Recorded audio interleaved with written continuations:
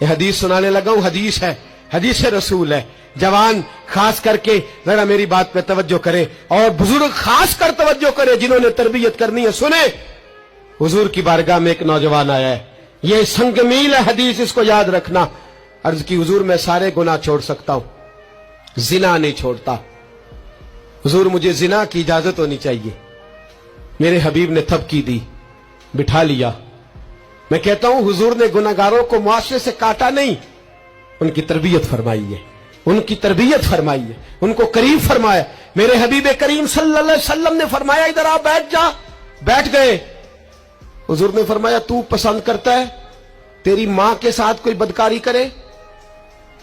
حضور نہیں.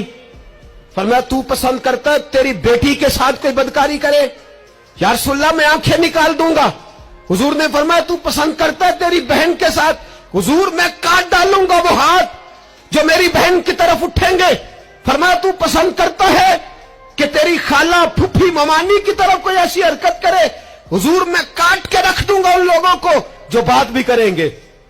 میرے حبیب نے فرمایا اچھا، جس کے ساتھ تو بدکاری کی اجازت مانگ رہا ہے وہ کسی کی ماں نہیں لگتی، وہ کسی کی بہن نہیں لگتی، اور کسی کی بیٹی نہیں ہوگی؟